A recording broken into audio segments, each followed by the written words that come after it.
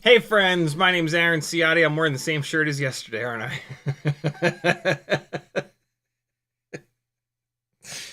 Everybody calls me Ciotti. Welcome to Monday Night Q&A.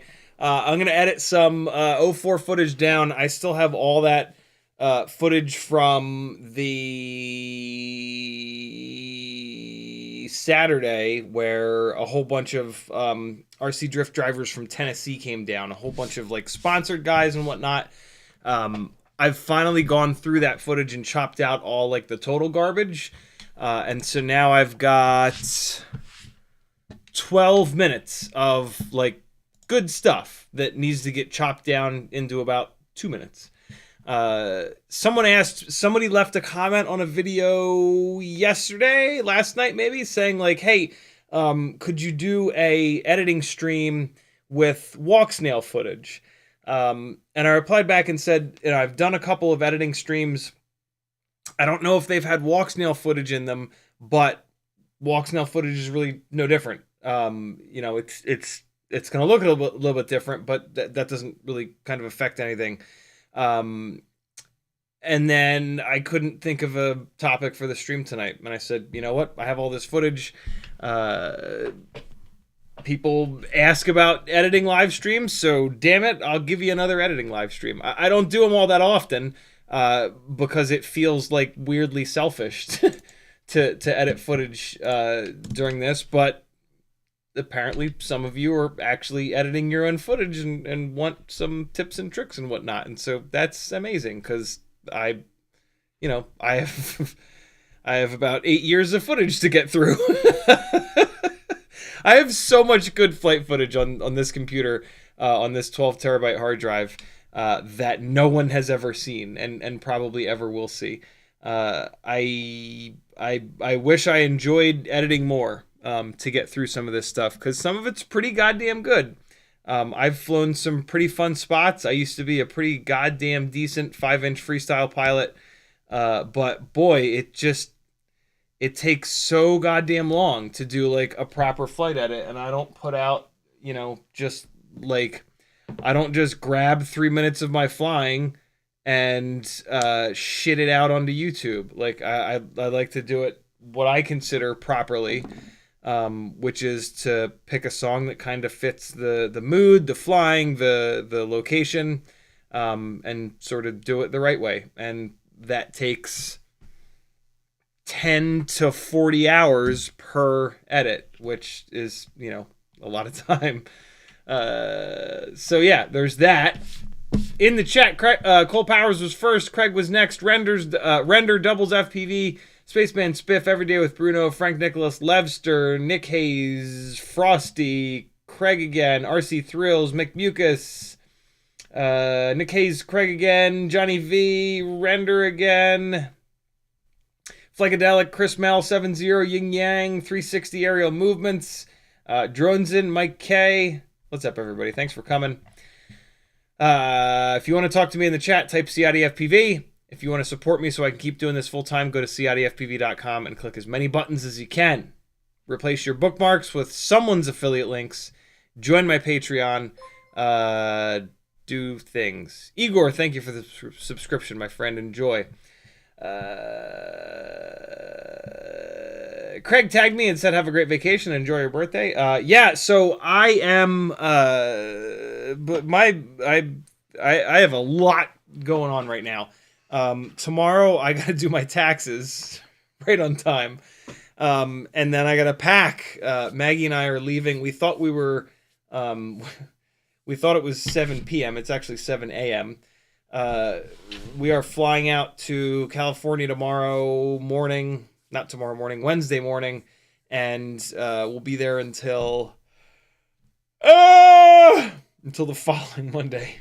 And so, whoop, Wednesday stream, Friday stream, Sunday stream, and Monday night stream are all going to be dark.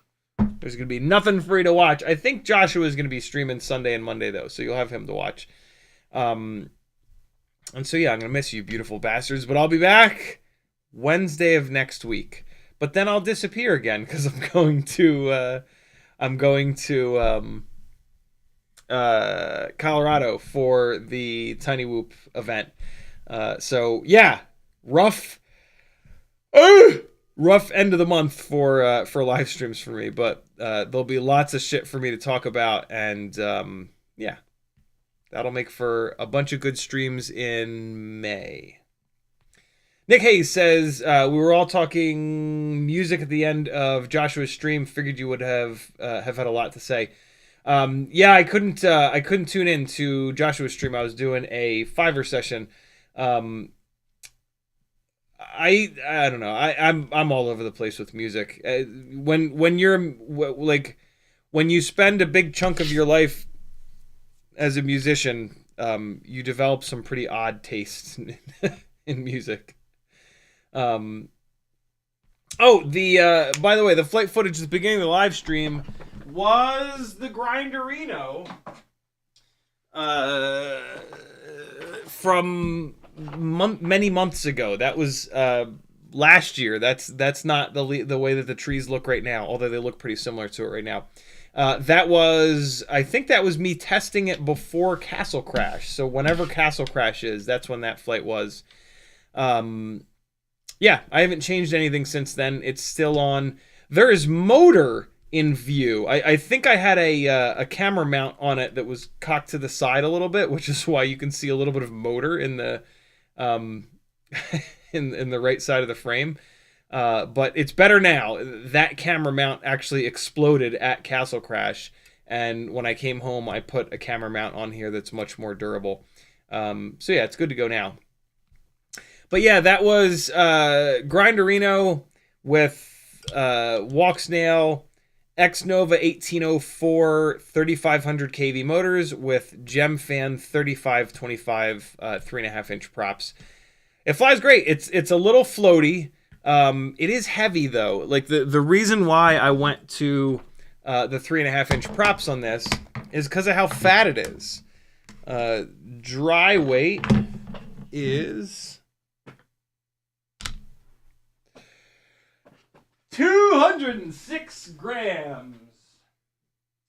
And then the batteries that I like to fly on it are these GNB 4S 850s. There's also the Tattoo R line 4S 850s. All up, it comes out to 309 grams. So it's heavy. But at 309 grams, the 3.5-inch props feel pretty good. It's still a little floaty. But on 3-inch props over 300 grams, it's not quite floaty enough. So I actually like stuff that's slightly over 300 grams on these 3.5s. And what's cool about that is that the 3.5-inch props make really good power on these lower kV motors. 3500 kV is a little low for 4S on 3-inch props, and these 3.5s really wake these motors up, and it just blasts, man. This thing is super fun to fly. That flight was like great, man. It is so fun to fly something this big and powerful out in front of the house. The problem is it's a little reckless. You know, like if I smash this into one of the neighbors' cars, it's going to do some serious damage. I would feel comfortable standing on the front porch flying this around because I could hear people like walking their dog or whatever. But yeah, it would be a little weird standing inside the house and like not knowing if somebody's coming down the street flying something this powerful. But boy, is it fun to have that much power and be able to shoot up through the tree gaps and then down through the tree gaps so often. That, like, you know, super three-dimensional kind of way of flying. What an absolute blast that this thing is. It makes me like very tempted to fly something that would be to build something that would be safer, like a 150-ish to 200-ish gram all-up weight setup. The problem with doing that is that if I put that into the top of one of these trees, it ain't coming down at all. Something like this, you know, like 250, 260, 270, 280, 290, 300 grams, there's a chance that it'll actually come down out of the top of the tree because it's got some weight to it. You know, toothpicks, forget it. You know, you put that into a tree, it's there forever. And with HD video systems, like, that's a bunch of money that you just lost. And so, yeah, I don't know. I feel like I can blast these around a little bit more often out front, and maybe I'll just do it like in the middle of the day when nobody's home, you know. I've only done it like twice so far in 3 years of living here, maybe 3 times. So I think, you know, I can push my luck and do it like a 4th time, and just be as responsible as I can about it, right? Certainly not something that I'm going to do every day.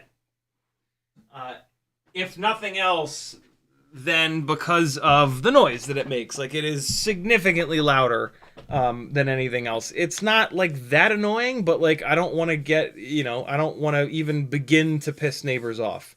And so, yeah, during the day when everybody's at work, and like maybe once or twice a month, I feel like that's pretty fair, right?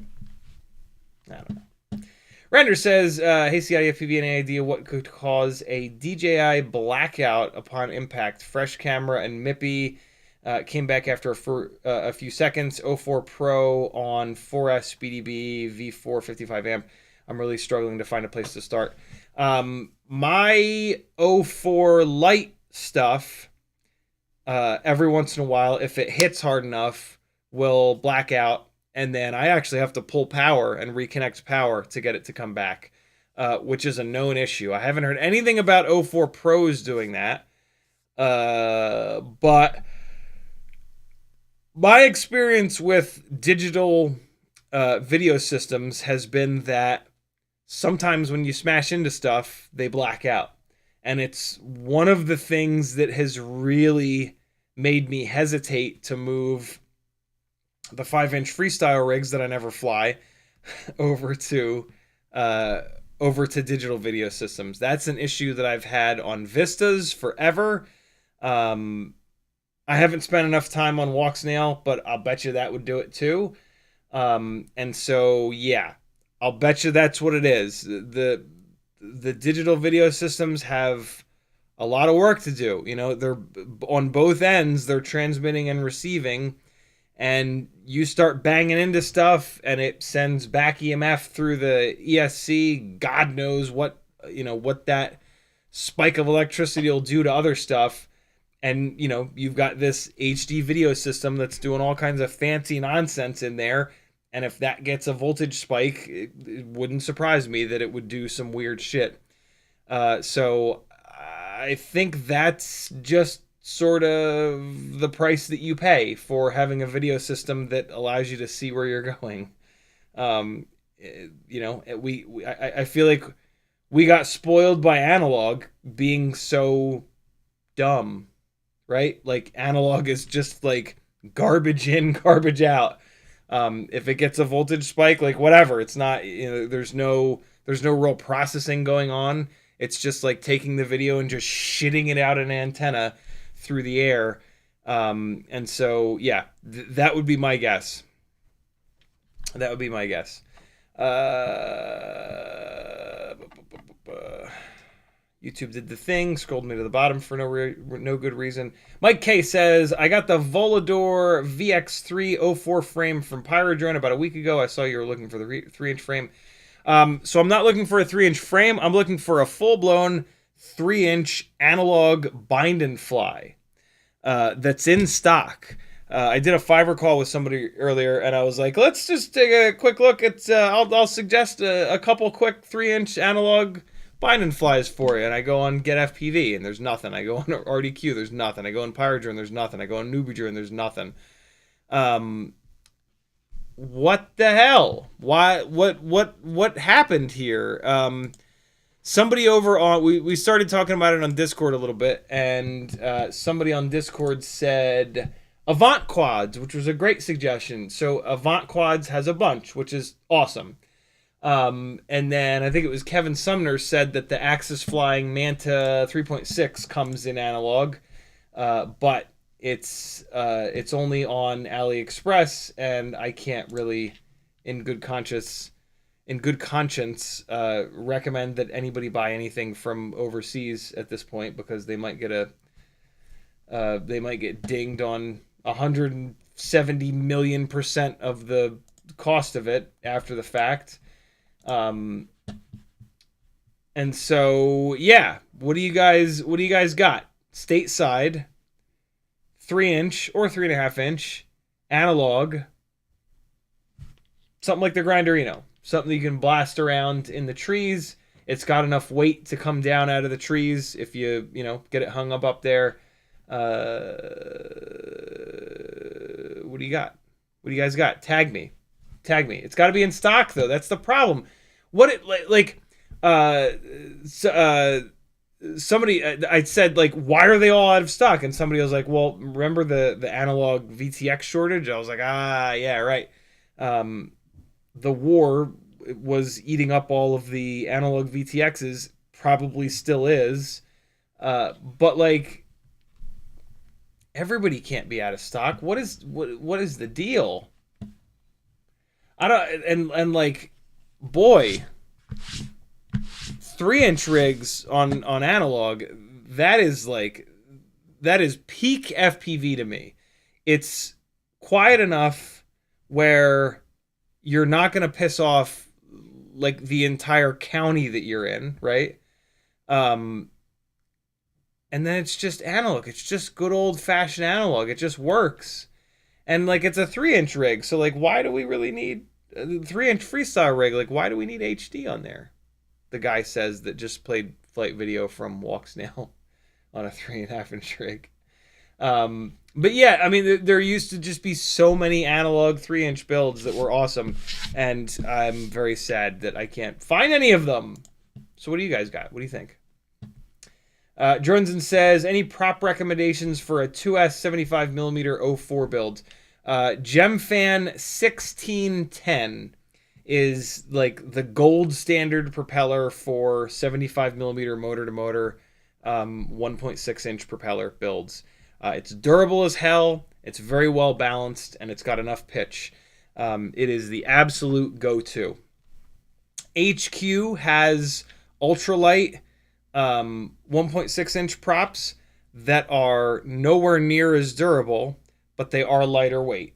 And I believe they do have a bi-blade and a tri-blade option. So if you can find those in stock somewhere, snag them because they're fun. But boy, the Gemfan 1610 is just such a winner. It's all of the HQ ultralight props have durability issues at the hub. They break at the hub like this, and then the propeller just goes away, and then you can't take off. And like that's tough, man, because like if that happens in a tree or if that happens up on a roof, you might not get that rig back. And so like the Gemfan 1610s being really well balanced, a good weight, and durable, I have a hard time not running those on everything. The Gemfan 1210s used to be my favorite prop for a lot of those same reasons. But with 65mm rigs, you're flying them inside the house, and so it's not going to be a situation of where it's unrecoverable on a rooftop, right? And so the HQ ultralight props, yes, it's annoying that they blow up all the time, but I'm willing to put up with that because they are significantly lighter weight than the Gemfan 1210s rather. But yeah, for stuff that you're going to fly outside, I think it's a no-brainer. It's the Gemfan 1610. It's a great propeller. So is the 1210. The 1210's a great prop, but HQ has put out some phenomenal props from a flight characteristic standpoint, basically from a weight standpoint. The HQ ultralight props, even the tri-blades, are lighter than the Gemfan 1210s. And you could say the same thing is true with the 1.6-inch props, but on a 2S 75mm build, you don't have to worry about the weight of the prop. That's going to have so much power that you can run the slightly heavier 1610 prop and barely, if at all, notice the difference. And then you've got all those benefits of durability. It's really well balanced, and mainly the durability, though. Durability is a big deal. So do it. I can't read that name, but they said, I'm copying your 2-inch 04 build, and I accidentally ordered 2 sets of 1103 11,000 kV motors, one by BetaFPV and another by Happy Model. Which should I keep, and which should I send back to the store? I only have any experience with the Happy Model 1103 11,000s, and they're awesome. So unfortunately, that's all I can tell you. I've never seen or run the BetaFPV 1103 11,000, so I can't really speak to them. The Happy models have been fantastic, though, so your safe bet would be to keep the Happy models and send the BetaFPVs back. Nick Hayes says, nope, Bardwell is out too. Sucks for you guys. Sorry, guys. That's gonna be a rough couple of weeks here. You're gonna have shit to watch. Pick up another hobby. Start sim racing. Watch old stuff. Watch Joshua and Mai's old stuff for 2 hours. We got some good old stuff. Mustang Nebraska says, I missed asking yesterday FOV of 04 Lite versus Walksnail. I want to pick the 04 Lite for my intro to HD. I want to put it on an 85mm 2S. JB really bashed the narrow FOV. You know, I meant to do that. I meant to test that, and I never ended up doing it. So let's do it. How do I do that? I take the 04 rig, I put it here. All right, let's do it. Let's do it. I've not had any problems with the narrower field of view on the 04 Lite system. I don't know. Maybe it's because I'm used to the Runcam Nano 3, which has a slightly narrower field of view. But yeah, I haven't had any issues. All right, now I'm going to do the test over here because I have this sticker strategically placed. So I don't have a way of outputting 04 quite yet. So I'm just going to... I'm just going to DVR it. All right. So let's do this. A little bit of this. A little bit of this. And okay. So I'm going to have to put these on. And then I'm going to power this guy up. Give it a little bit of up tilt. I'll do the same thing with the Walksnail little chase rig. And so, okay. So I got this. I am going to need to arm it. No. I'll just record it on the goggles. Yeah. I'll just record it on the goggles. Okay, cool. So, all right. So if I pull down from the top, I can hit record, and then I can just hold this thing perfectly on this little sticker, and I'm just going to line the back of the camera up, and cool. And I'm just going to hold that still for a second. Okay, so now we got that. Stop the recording. Get out of there. All right, so that one's good. And now, so that's on the goggles. I got to pull the memory card for that. And then we're going to grab the Walksnail goggles. The Walksnail goggles. And we'll do the same thing. Get out of there. Get. Okay. I don't think I have a memory card in here, though, do I? Nope. Take the one out of here. Where's the memory card in these? It is. And now I can't talk. Which is a great live streaming content. Okay. Now that's good. Mads Tech. Yeah. Mads Tech. You got lots of Mads Tech you can watch. He'll stream in our absence. Okay. Walksnail. And let's give these goggles a second to come up. I'm going to do the exact same thing here. Put it right there. And then this is coming up. There it is. Okay. And I'm going to go hit the record button. All right. Recording on the goggles. And I'm going to point it in that same direction. Give it a second. Cool. Stop the recording, and we're good to go. All right. Take a couple of screenshots here, and we will compare. God, the memory card is so hard to get out of the Walksnail goggles. I have to literally fling it out. I have to like push it down against the spring, and then slide my fingernail off of it so it goes shooting out of the little port. Let me unplug this rig before it melts into the goddamn ground. go. All right, let's see. So, throw that in the hub. And, okay. So, SD card. We've got avatar. Right. And so there's me getting it placed. Let's go full screen on this. I'm going to take a screenshot. Okay. All right. Good deal. And then we've got in here. Whoa. Whoa. What are all these DJI files? What the shit? Oh. Oh, right. Oh, right, goggles. I haven't been pulling the footage off the goggles. That's funny. So we're going to go full screen. Oh. Well,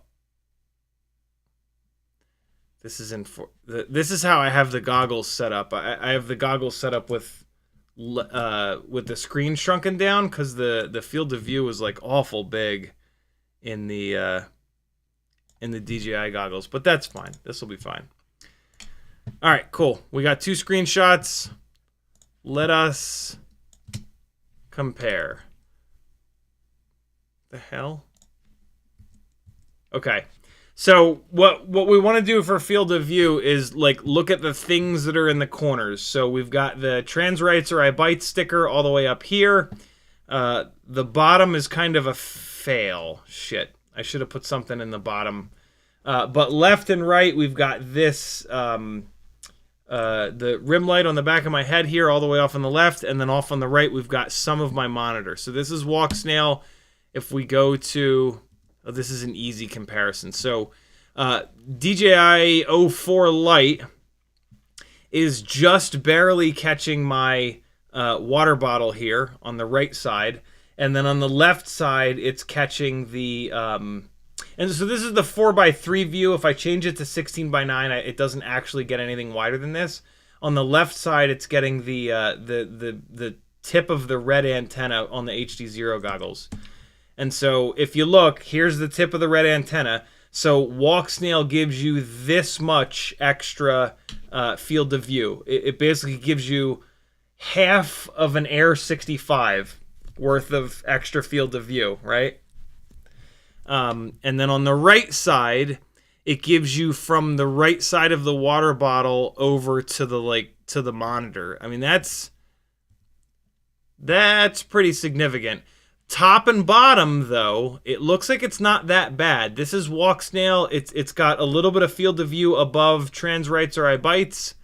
And then if I scroll down, I've almost got that. It's covered up by this stupid pull down thing. But look, there's that sticker. What's really wild is the fisheye. Look at the wacky angle that this whiteboard is on compared to it being dead flat and straight across. And so from like a vertical field of view perspective, they're not that different. Here's that sticker right up here, and then I got a little bit of a gap above it. There's that same sticker with a gap above it, but then all this crazy fishbowl effect here going on. And then if you look at the bottom, we've got roughly, we've got like this amount of real estate on the bottom. So what's really interesting to me about this is I don't think there's a difference in vertical field of view between these. Because we've got the kind of like the same gap above this sticker on both. And then if you look at the distance from the bottom of this to the bottom of the frame, it's about the same. That's crazy.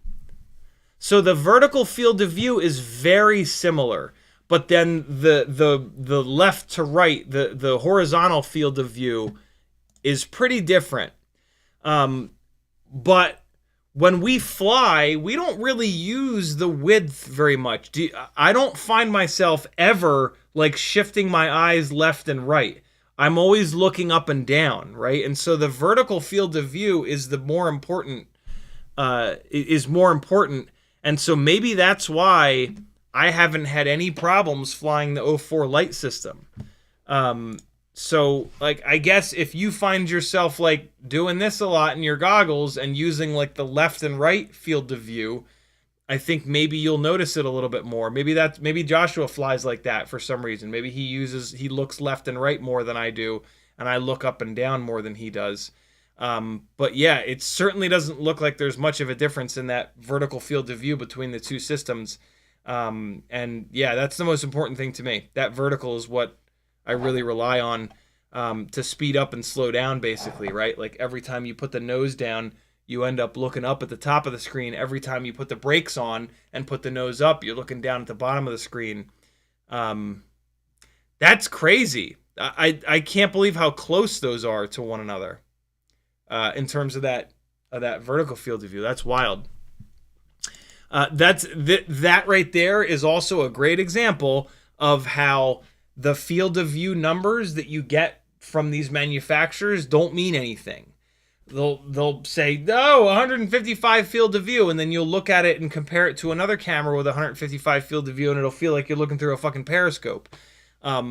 These FPV companies are not camera companies. I mean, they kind of are, but they aren't. They're not Canon. They're not Sony. They're not the third one, that's Nikon. And they seem to have a real hard time agreeing on any kind of standardization for how to measure the field of view. Not to mention that if you really look at the specs on these FPV cameras, well, with any lenses, with any cameras, there are actually 3 values for field of view. There's horizontal, there's vertical, and then there's diagonal. When you see just one number, when you look at a camera or whatever, and it just has one single field of view number, 155, for example, that should be the diagonal.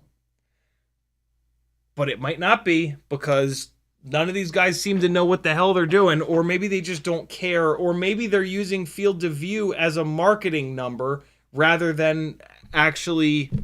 You know what I'm saying? Like, they've realized that, like, they want to target this group of people that like 155 degrees field of view, so they just go, fuck it, we'll just say it's 155 field of view. What are they going to test it? What, are you going to sue me? I'm in China. Sue me. Go ahead. Right? So, wow, that's wild. I'm blown away that the vertical field of view is so similar. The fact that the 04 is in 4x3 really makes that obvious, but I promise you, I'll do it right now. I'm gonna flip the 04 into 16:9 just to confirm. I'm 99% sure that I checked this when I first got it, but I'll just do it now real quick. I don't have a way of showing you this. Just take my word for it. I have absolutely no reason to lie. I'm going to flip these from 4x3 to 16:9 just to make sure that I don't magically get more horizontal field of view. So it's in 4x3 right now. Let me point the camera in a direction that I have some clear stuff on the top. All right, so the top of the camera view is picking up OBS. So I'm going to go pull up from the bottom, and aspect ratio 4x3. I'm going to flip that to 16:9. On the left side of the screen is the chat. When I switch it, yep, it's the same. It just takes the image and stretches it. Yeah, no additional field of view width-wise going from 4x3 to 16:9. No change vertically either. I don't have any of the 04 Pros set up, so I can't check that. But I would guess that it's the same kind of deal there. So there you go. Thank you for reminding me to do that. I meant to do that like a month ago. And I just forgot. Because I've just been flying 04 and just having a good time. It's not bothered me at all. So, I don't know. I think people are making a bigger deal out of it than they should. But again, maybe those people really rely on the left to right field of view for some reason, and I don't as much. You know, this is why, if given a choice, you should fly 4x3 rather than 16x9, right? Like, 16x9 really didn't catch on in FPV because, like, we just don't use that left and right, that extra bit of left and right all that much. We want more vertical. Vertical is the more important, number to us. What is this? No, don't tell me what to do. Computer. Jerk. Where are things? There we go.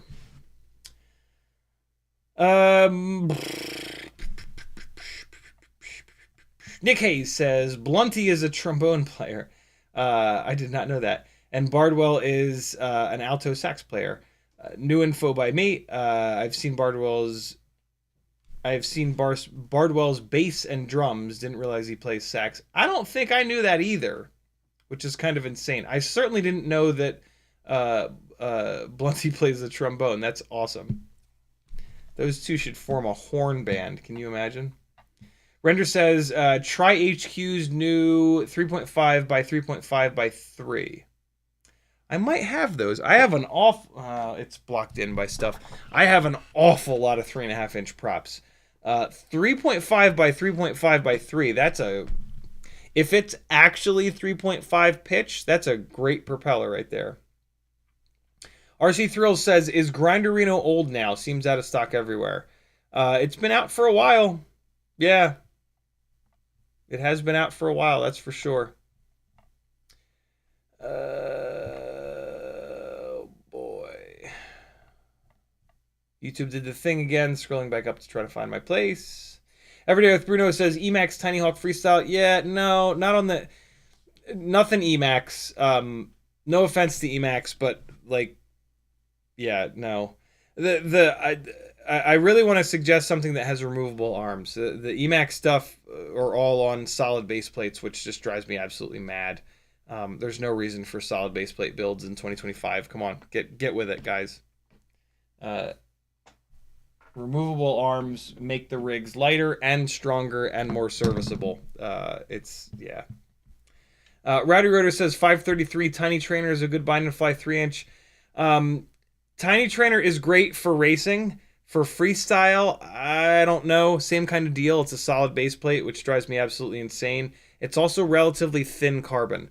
For the Tiny Trainer Racing series, it's brilliant. But for freestyle, I was one of the first guys with the Tiny Trainer, and it's got really wide arms with really thin carbon, and that's kind of rough. But the big thing that kills me with it is that it's a solid base plate, and with freestyle, we're going to be breaking base plates. So, RC Throw says, my guess is the tariffs are screwing up orders and shipping. I wouldn't think already, but you never know. You never know. This is going to be rough, man. This is going to be rough. Yeah. This ain't looking good, man. You know, half the country is getting the day that they voted for. The other half of us are getting screwed over. You know, we tried to prevent this. Render says RDQ and GetFPV are rumored to have stopped importing. It wouldn't surprise me. I probably would if I were them as well. It is just... boy. Just awful. Brandon's Baked Bean says only analog 3-inch bind and fly now is the Crux 3 from Happy Model, but it's 1S. Yeah, I actually saw the Crux 3. I think it's going to be these Avant quads. I've heard really good things about Avant quad stuff, and they've got a whole bunch of them here. So yeah, I think this is going to be the deal. I'm glad that you guys can't find anything either. Joneson says, okay, cool. I have both the 1610s and 1210s. Thank you. I want sure buy or try was recommended. No real recommendations, just different. Buy blades are going to be more efficient and a little bit more slidey. tri-blades are going to be a little bit more grippy, but there's not a really durable tri-blade that's good. And so the 1610 is your best bet. Yamasaur says, do you like the 1210 for the 1.5mm shaft 0702 from WeBleed? Just going for ultra durable with those and Ballsack canopy with Cockroach V3.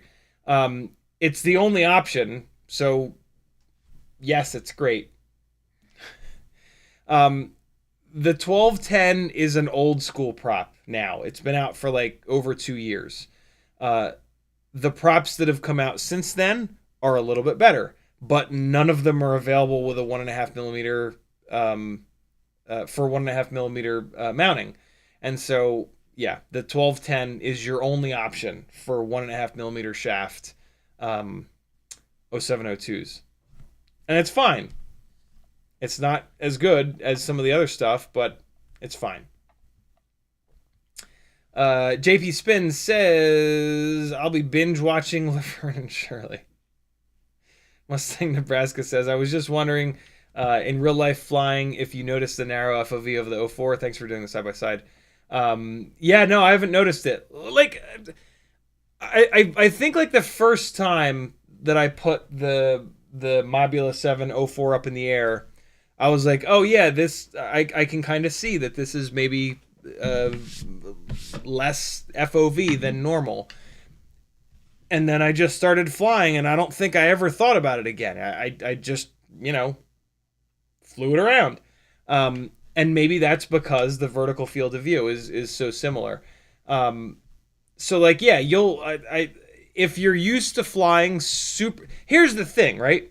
Most FPV cameras are very wide angle, like very, very, very wide angle. And so if that's what you're used to, yes, you're going to notice it. But I have a funny feeling that if you don't let like the sort of reverse placebo of like, oh, this is bad, poison you into being like, oh, this sucks. Oh, I hit a branch. It's because of the stupid FOV. Oh, I just slammed it into the concrete during a Matty flip. It's because of this stupid FOV, right? If you just fly and continue to blame yourself, which you should every time you crash, because it's absolutely your fault, then I think you'll be totally fine. You'll adjust to it. But like, if you go into it like, oh, you know, so-and-so said this is terrible, I'm an idiot for even doing this, I guess maybe it'll be okay, you're setting yourself up to hate it, right? And so go into it open-minded and just fly, and maybe you'll be okay. But yeah, I haven't noticed it. I haven't like had moments where I'm like, man, if this FOV was wider, I would be having more fun or you know, whatever. And I've flown tons of freestyle with the 2S 75mm rig out in front of the house, at the hospital down the street, a couple other spots. And yeah, it's been totally fine for me. And then chasing the RC drift cars, I actually kind of like the lower field of view, because essentially what that does is zoom the camera in, and as that's some of the editing I'm going to be doing, it makes it look great. I'm closer to the action, I'm closer to my subject without having to be closer to my subject, right? And that's a good thing. There's a limit to that. You don't want to like actually put a telephoto lens on an FPV camera, because then every single little movement that you make, all the action is going to go crazy. But you know, this RC drift car chasing footage, it would actually not be as action packed with a wider angle lens. Like this is conveying more motion because of the lower field of view when I move the sticks around, and like this is, you know, really fun to watch. This is really like action packed kind of flight footage. It gives you an incredible sense of speed. Look at this. Ready?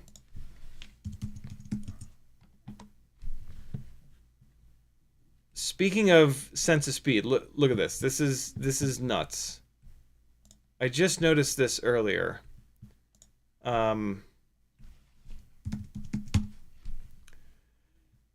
So,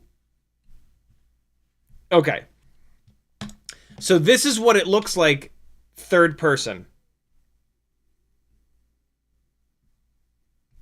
This is one of the cars that I was chasing. This is like a really clean run for him. This is what it looks like third person. Is that not the most boring thing you've ever seen? It's slow as shit. Right? Like, ugh. I mean, there's a little bit of speed there.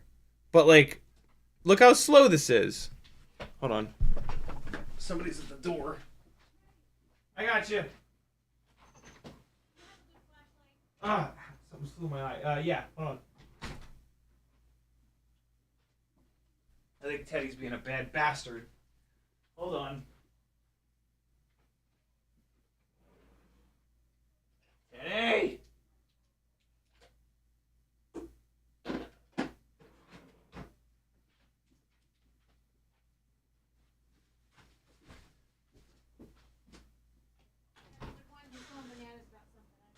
Teddy, get your ass up here.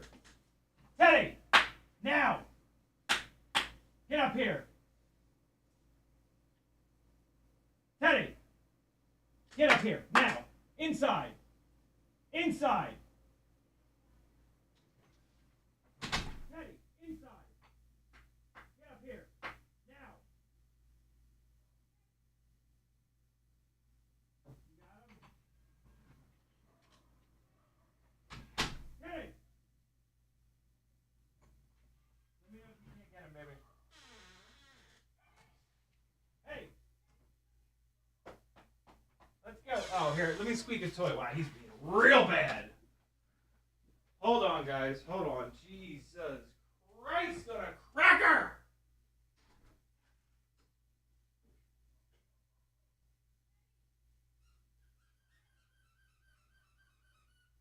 I forget the cheat code is just to squeak one of his goddamn toys. Hold on. Let's go! Now! Inside, dog! Teddy, come on!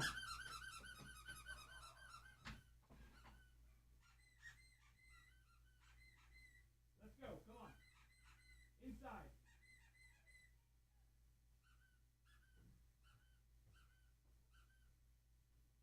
You gonna put my shoes on?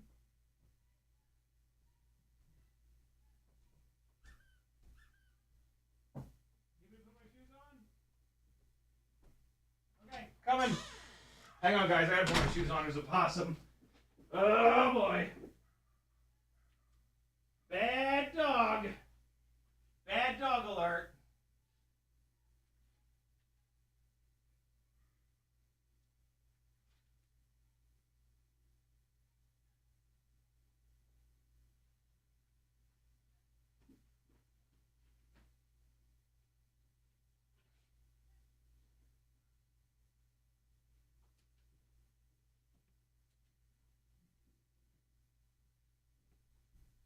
Oh, what a little jerk. All right, hold on. Here, I'm going to put this on for you guys to watch. Hold on. There you guys go. Be right back. We'll fight a dog.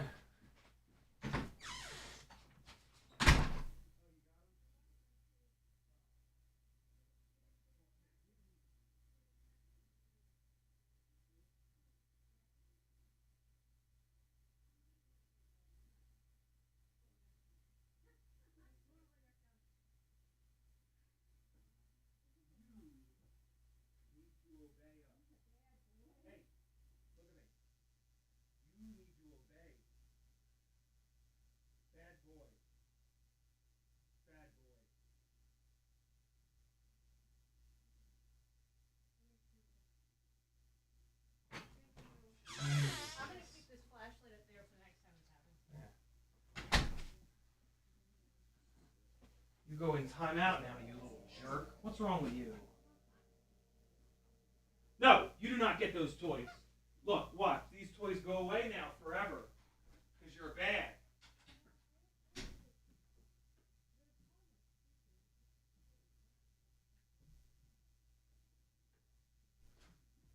See that? That's what happens. Your favorite toys go in the incinerator. No, no, no. Get out of here.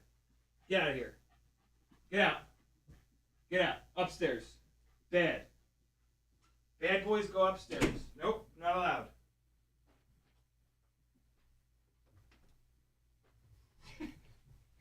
I'd be a terrible parent. Sorry about that, friends. Maggie lost her shoe. She said she's going to get it in the daylight. Jesus Christ. Okay. Yeah. Well. Teddy don't like possums. That's his second possum run-in. Yeah. It was all the way down the bottom of the hill, too. Like, come on, dude. Just leave it. Leave it alone. Hold on, I'm taking my shoes off.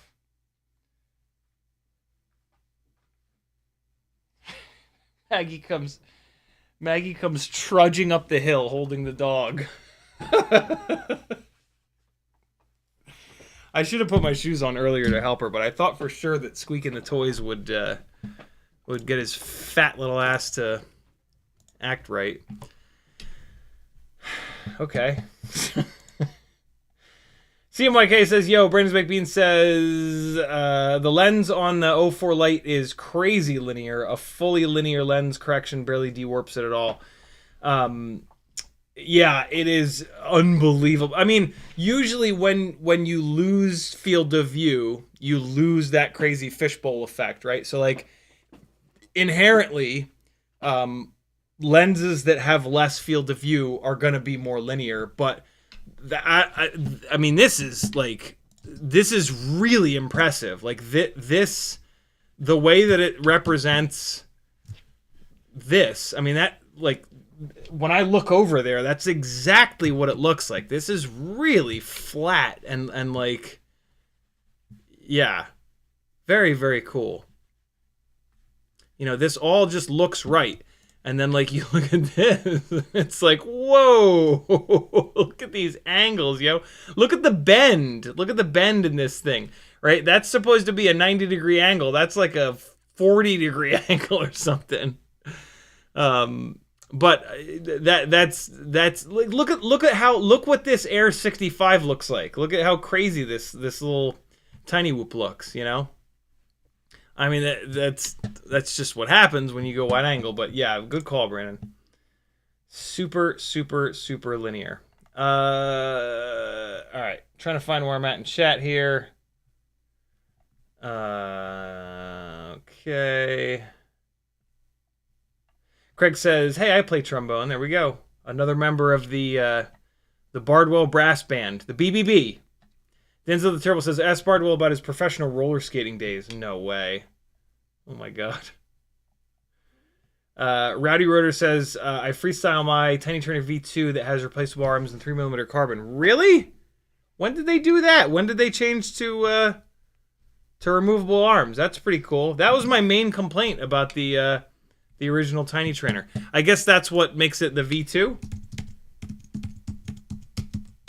I guess the V2 has removable arms. Look at that. Very cool. Hell yeah. Okay. Sweet.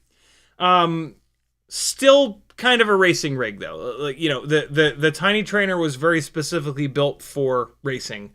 And so, yeah, I'm looking for something that's a little bit more freestyle. Basically top mount battery. Top mount battery is really what I'm looking for.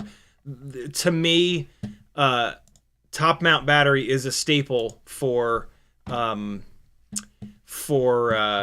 freestyle.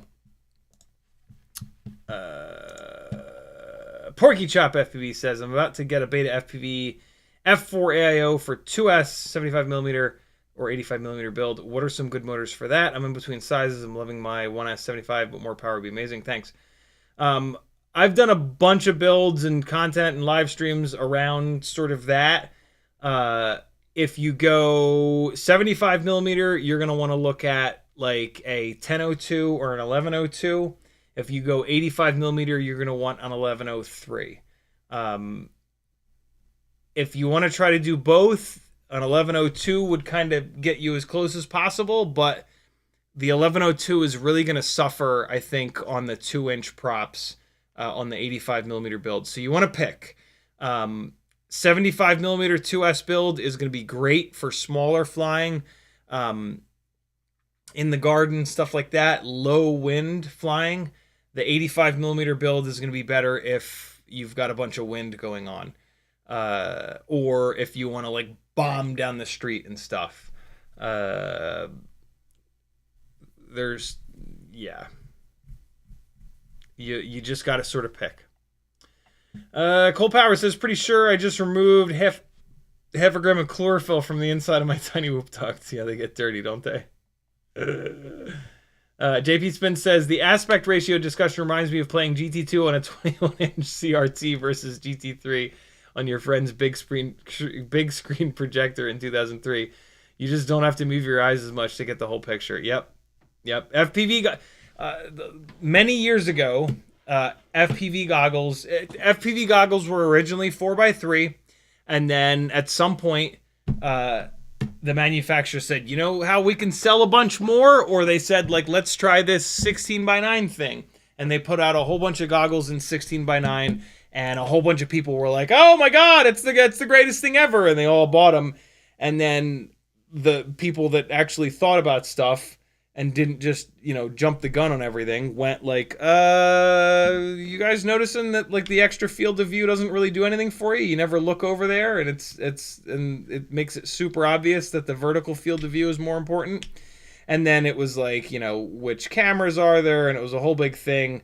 And then in the end, like everybody kind of came around and went like, yeah, 16x9 doesn't make any sense. And now most people that know what's what with DJI will set them to 4x3.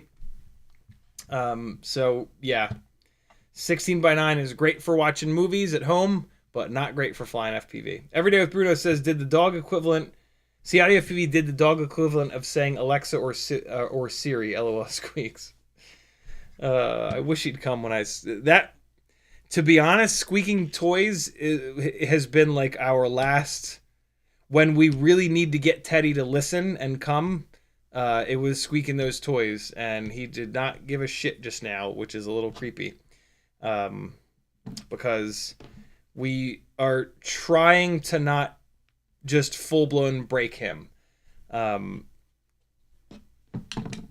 but, and like, he hasn't run, he doesn't run out the front door like he used to. But if he does, it's, it's a hard decision whether or not like you full blown break a dog, right? Because like technically breaking them, you will have control over them and you can maybe not have them die, versus not breaking them. They're not, forever like changed. And yeah, I don't know. Kevin Smith says, doesn't 533 have some 3 to 3.5 inch quads? Yeah, that tiny trainer we've been talking about. But it's bottom slung battery, which I don't love. CMYK says, theme not good, eating at all. What's that mean? What? Theme not good, eating at all. What does that mean? Striker says, kind of off topic, but have you tried oval racing in sim yet? I have been super fun, really casual. Not really. There's a couple oval tracks in GT7, but I stay off them. Like I do the races that you have to do. It's interesting. Playing around in the draft is kind of fun, but yeah, it gets old kind of quick. On the PC, in like iRacing and stuff, I know there's more of a community around it, and that'll make it a little bit more fun. But yeah, on console, there's not. It's not that great. FizzPV says, at least Teddy is cool with the whoops. My little jerk dink likes to muzzle punch mine out of the air. Texas healer. Yeah, we're lucky. Teddy's a good dog, but this situation only happens like once every 6 months to once a year, and when it happens, it makes me think about, properly training him. But yeah, I don't know. Cole Power says, my solution is hot dogs. Striker says 533 also has the little flipper, which is a 3.5 inch mid mount pack. Do they really? Little flip.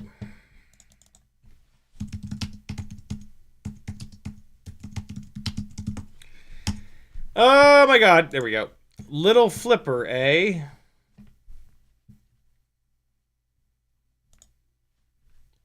Little flipper, where are you at?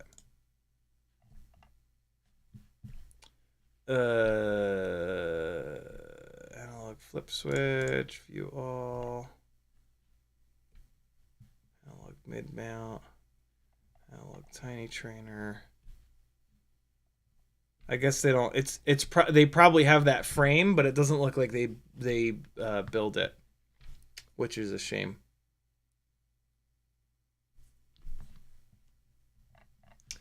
Well, now I'm curious about the frame though. Little flipper. There it is. Oh, yeah, this wacky setup. Yeah, I'm not a big fan of this put the battery on the prop line thing. You know, if the battery moves around, the props blow the battery up. And I don't, this, like, you would think that this is the best for center of gravity, but it's not, because there's all of this below, right? The motors, the arms, all of the electronics, and all of the carbon fiber are below the prop line. And then, sure, your battery is centered on the prop line, but the battery weighs about the same amount as everything down below it. So this is not how you have a proper CG. Regular old school bus style 5-inch frames and 3-inch frames are how you have a proper CG. You have your prop line here, you have a bunch of carbon fiber in the motors below it, and then you have the entire battery above it. And if you weigh all that stuff out, it's actually still a little bit of a lower prop line. If anything, we would want to move the battery up a little bit higher if we wanted a perfect CG that's lined up with the prop line. So yeah, this is super cool. These top, like, arms mounted on the top plate designs are very cool, and super interesting. Umagod did them forever ago, and I've flown a bunch of them, and they fly like bottom mount batteries. They fly like racing rigs, where they kind of have like this, they kind of swing around, because there's a ton of weight down below the prop line. Not my thing personally, but you know, variety is the spice of life. I need to get this off of this screen because I keep having to hide it. Okay, there we go. Were you guys talking about eating the possum? Opossum is not good eats, lol. Yeah, that's disgusting. Rowdy Rotor says, I think Kevin Smith was talking about the 533. Got it. Kevin Smith says, fly a whoop after Teddy. He will chase it back. Oh, that'd be hysterical. Striker says, it's pretty interesting. Has 1804s, I believe. Very cool. Danzilla the Terrible says, oval racing? Do you mean a parade? FizzPV says, that's why I have a herding dog. I've always had border collies, catahoulies. I didn't need to train Dink for off leash. He just does it. Wow, that's very cool. If I'm home, he's within 15 feet of me. That's slick. That's very, very cool. All right, let's do some editing, yo. Keep asking questions. You guys are good. But now that I'm caught up on chat, we can dive into a little bit of editing. So, like, I'm not gonna. Maybe I'll do a little bit of like adjustment layer stuff, but the main thing that we're going to kind of talk about, and to be honest, like, the most important part of editing is, like, when do you cut, and then, like, what do you smash together?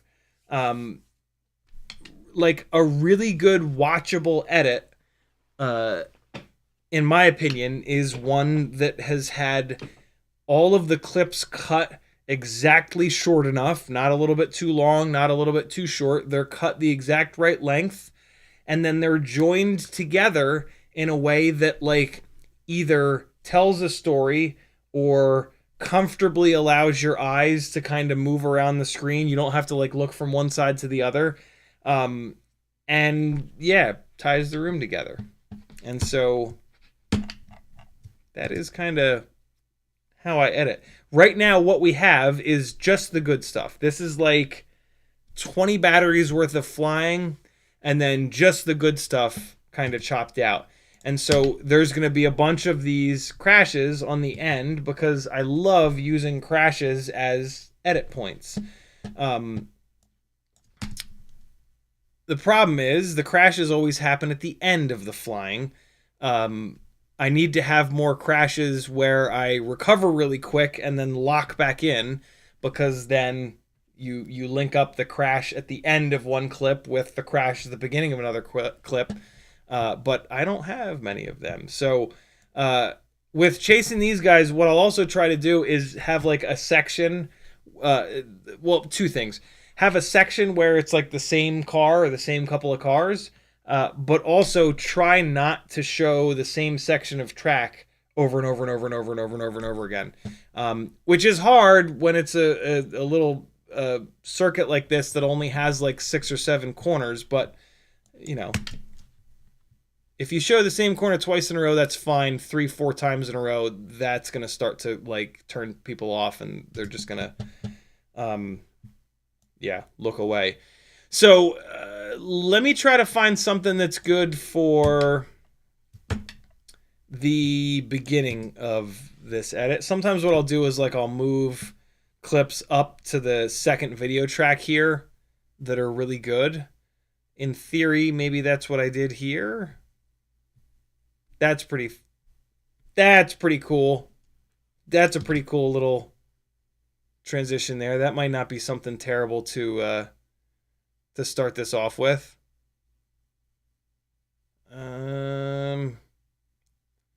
This is a hell of a run here too, if I remember correctly. It's also nice. I mean, it kind of depends on the song that you pick. It is nice to start and edit off with a nice long run. Sometimes it really does depend on the music though. If the song is all choppy, it's you want to match that up with a bunch of shorter clips. This is a pretty nice run here though.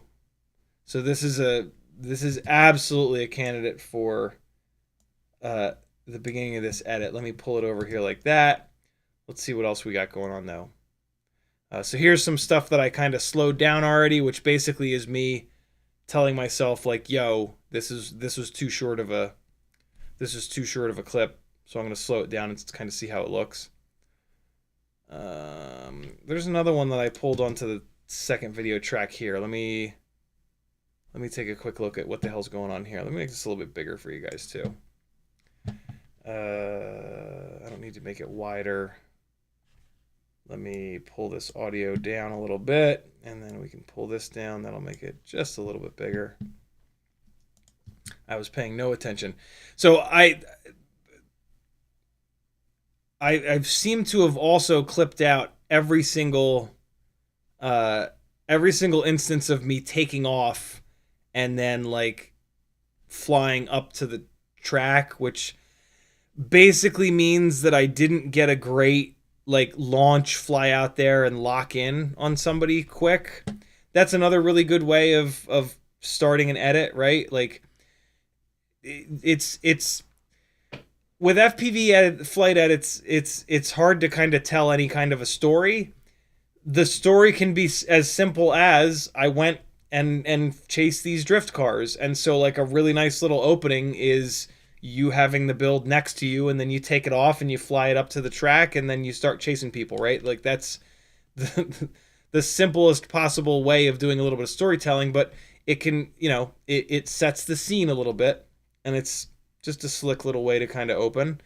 But it would appear that I have clipped those all out, which, like I said, pretty much means that every single time I took off, I wasn't able to lock on to somebody quick enough. I almost always have a bunch of these come in and land on myself kind of things, but so maybe this edit, I won't start off with that. Maybe I'll just dive right into chasing shit around. All of the 120 frame per second footage is out here. I kept it kind of separated. A lot of songs will start a little bit slow, so this might be a cool way to kind of dive in. And this is actually I remember when I was chopping this up last night, this is a pretty good one. So if I slow this one down, this might be... Oh, wait, no, I can slow this all the way down to 25% because it's 120 frames a second. So this is pretty slick because I just come bombing across, flying backwards his front bumper, and then I frame these two guys up pretty nice.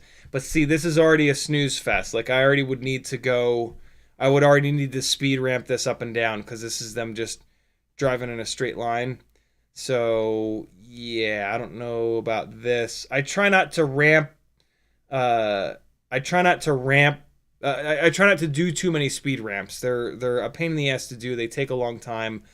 I try to run like an entire clip in 50 or 25% speed and then just cut into it and then cut out of it. So, yeah, there's that. Yeah, no, I'm not loving this. Let's undo. I actually kind of like that clip better in full speed.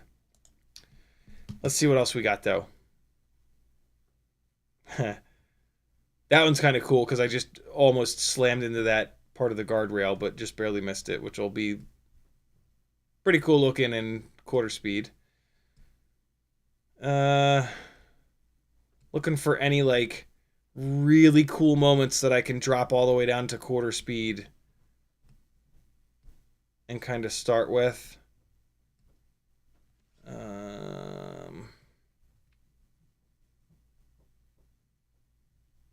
That's a really nice initiation from the two of those.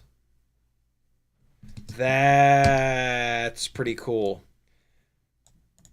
Let me slow this down. This could be fun. That's pretty fucking hot. And he's on and off the gas. And then I could... okay, so I got something in mind here. So, I don't want to leave this in 25% speed because it... So when you start slowing this shit down, it gets a lot longer, right? And you want to try to keep your edits as short as possible because pretty much nobody watches beyond 30 seconds anyway. And so, what I'm going to do here is use me bumping into the car. Nope, that's not what I want. To get out of 25% speed. And so what we get is this. And so this could potentially like fade up from black. And then there's some good jamming in here. And then yoink. Oh, that's really jarring. That does not look right. It's because it's there when you go from 25%, when you film at 120 frames and you play it in 30 frames, you lose every 4 frames. And so we're losing a bunch of frames in here.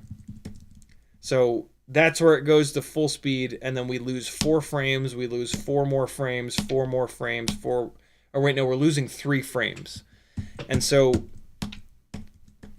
it makes that look really jarring. This is what looks jarring. It almost looks like we're going to a completely separate clip. So let me try this. Let me try to delay it. So if I'm going to lose 4 frames, right?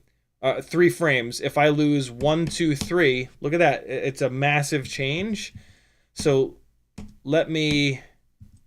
If I delay this by just 1 frame, and then I lose 1, 2, 3, it's not as jarring. So I can maybe even just delay this cut by 1 frame.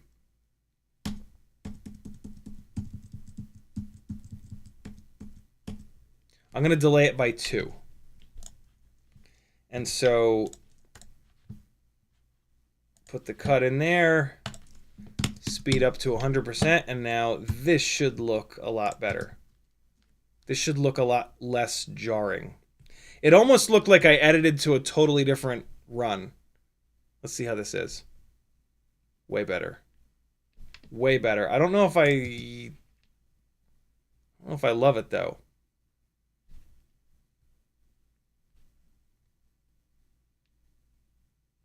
It's all right. Let's it's a good little placeholder for right now. It's a good first attempt at the beginning of the edit. So let's throw it up here. I'll move this out of the way. And I'll put a little fade in here. And let's see. Blank this out. Let's make that fade in a little slower because there's not a whole lot going on at the initial part. Yeah, that's pretty cool. If the music matches up, if the music starts nice and slow, that could be cool. And then I just need to sync that up with some kind of a hit in the music. So depending on the song that I pick, if the music gets like nutty pretty quickly, that could be a nice way to kind of get started. Cool. What else do we have? I wouldn't mind putting a bunch of the I just completely obliterated that little mosquito. There's been this little tiny mosquito crawling around in the desk, and I just went like this, and he turned into a smear. I was letting him live. FPV Aceto says, how do you get without jello? Clean build, motors that are not beat to hell, and hard-mounted camera. Soft-mounted cameras have a really hard time with jello because the soft mounting allows the camera to make its own like resonant frequency and vibrate around. So hard-mounted cameras typically have less jello. The price that you pay is that you can't run stabilization on a hard-mounted camera typically, but you can just fly better and then fly smoother, and you won't have to use the stabilization. Jello you can't fix. So I would rather spend time learning to fly smooth so that I don't have to use, the crutch of stabilization, and then I won't have to deal with all of the jello problems that come with stabilization. That being said, when I fly professionally, I fly with GoPros, and I always run those through and deliver both the raw files and horizon locked files. I almost never deliver stabilized footage without the horizon lock. Like I send footage with the horizon locked to make it easier for editors to integrate my flight footage with tripod-based static cameras that always have the horizon level. And so, yeah, there's that. What else we got here? Oh, wait, now I got to turn this back on. Anything else that's like a really good contender for the sort of opening here, I wonder? I wish I could listen to when I'm doing this not on the live stream. I listen to music and I see what music fits up really nice. This is but I can't do that because I'll get copyright ding-donged. That was a huge burst of speed here. When I fly in high frame rates, I fly a lot more aggressive because you can get away with like blasting past them and then turning around. And when you slow it down, it looks really cool. Oh, that's a shame, man. His headlights were shining on the side of him, and I just lost them off the side of the field of view there. See him coming across? That would have been really cool.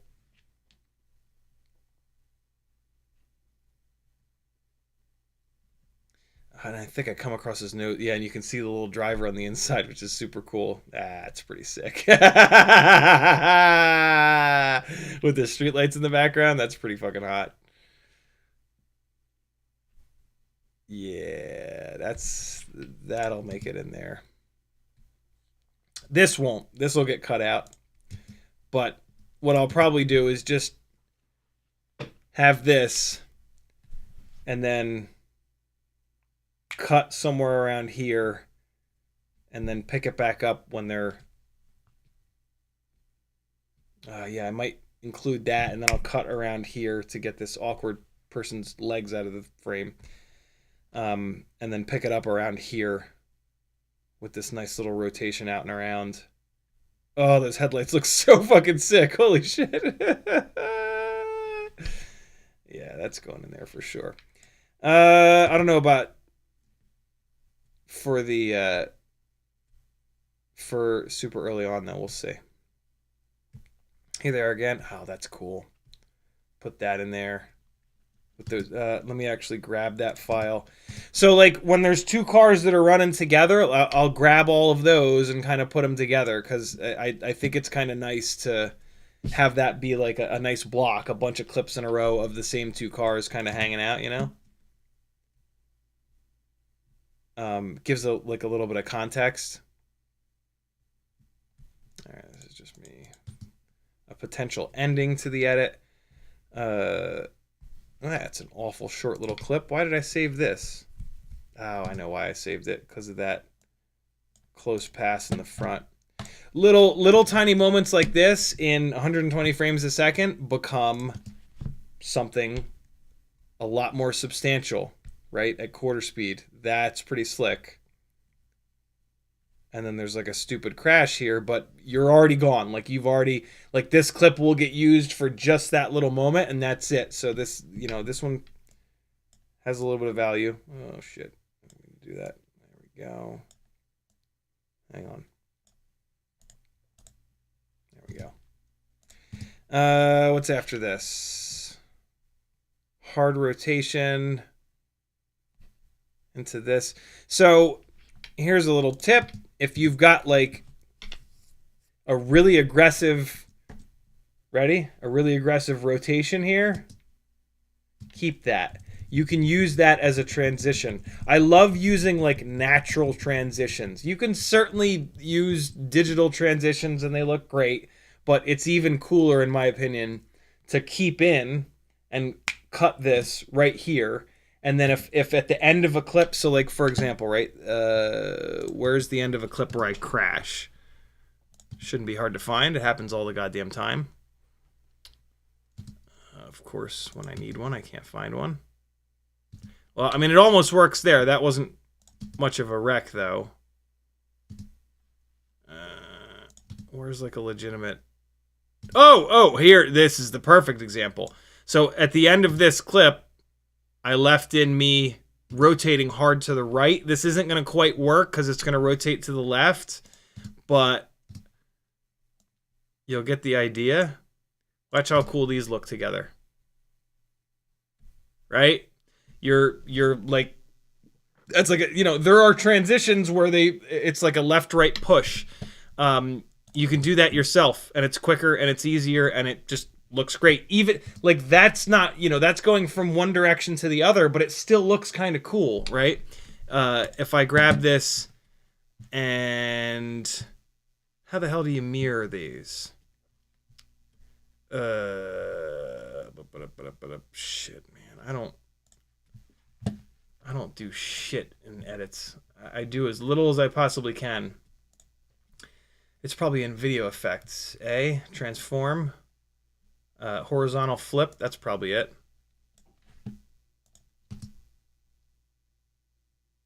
Right? Now it's seamless. There's an edit in there. There's a cut in there.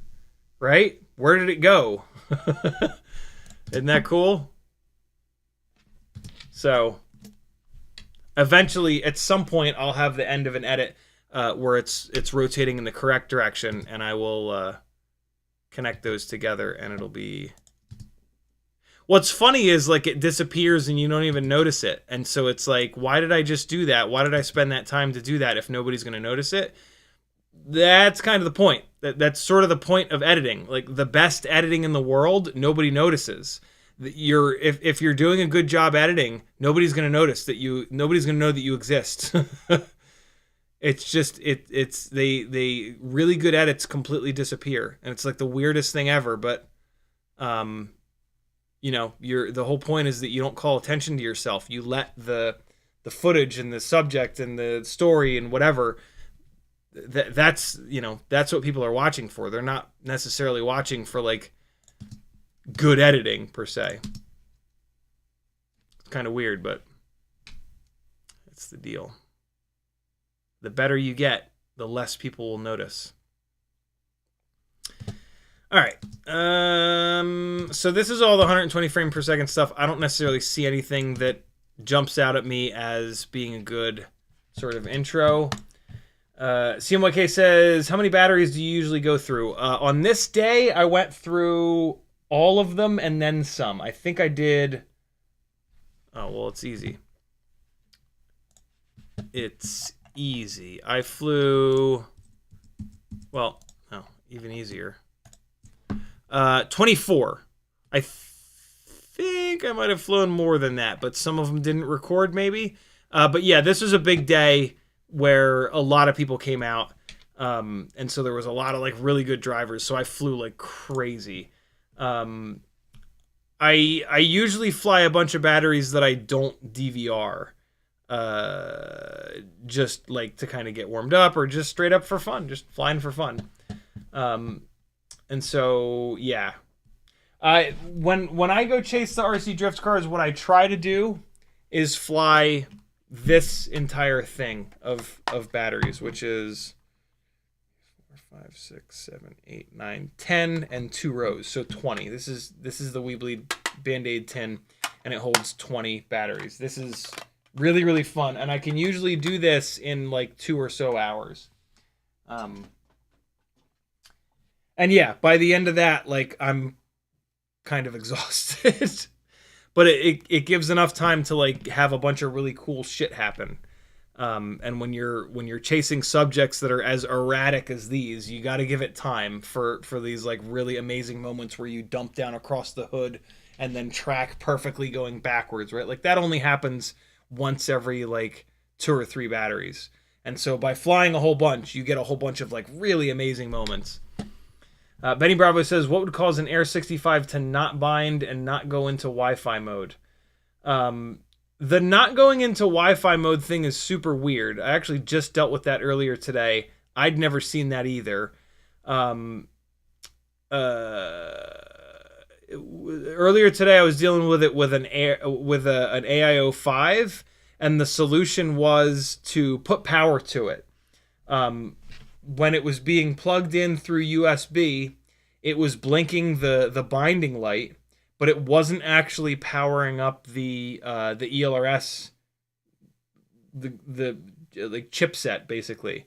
So try that, Benny Bravo. If you haven't been putting power to it, try the other binding methods, but with direct voltage hooked up to it. Right? Try binding phrase, that kind of stuff. I don't know why it's very weird. I don't know what would cause it to go in an ELRS setup to not go into Wi-Fi mode. That's super weird. The AIO5 is like that. I don't know why. That's very weird. Benny Bravo says all of a sudden, yeah, I have no idea. That's ultra weird. Striker says, how has the Brain been? What's your current favorite mount for the pinch cam? I don't use the pinch cam, so I can't answer that. But the Brain's been great. It's been a great mount on the Humminbird V4. No complaints. CMYK says, LOL, DaVinci Resolve is better than Premiere. Pretty much, yeah, but I don't want to have to learn it, so I just continue to use Premiere. I need Premiere for Photoshop and Illustrator. I need the Photoshop. I need the Adobe suite for Photoshop and not Illustrator, Lightroom. And so, yeah, I'm paying for Premiere. I might as well use it. Dronesin likes the Mcstinky for the pinch cam. Yeah, the Mcstinky mount is great. The Mcstinky mount with certain AIOs can sit off center, which you can fix because of like the UFL location, which you can fix with foam and shit like that. Mcstinky's okay. It puts the camera so low that you get a lot of duct in view. I like the Brain because it gets the camera up and forward a little bit. And you get very little duct in view, which is kind of slick. I'm a big fan of the Brain. It might be my favorite. Oh, I love that. I love the tree whizzing by in front of me. Oh, that's just delicious. Hold on, let's see this. So even the 4K footage is still 60 frames, so we can drop it down to half speed, and we're still not losing any frames. So if I cut this first little bit out, that's pretty fucking cool. Oh! And then that gives me a really nice spot to cut. Although, man, that's a nice chase. That's a nice little chase there, isn't it? I could do the same thing where I jump to... Yeah, so I'm going to do something here. I'm just going to preemptively chop the beginning of this off because it just looks really nice from here. Trees wagging by. This, and then cut pretty much there and jump to 100 frames. Sorry, 100% speed. And so that's probably pretty fucking cool looking. Track. Whop. Yeah. And if that syncs up with the music, that'll be hot as shit. What a nice little recovery there. Banging into the guardrail and just staying in it. Damn.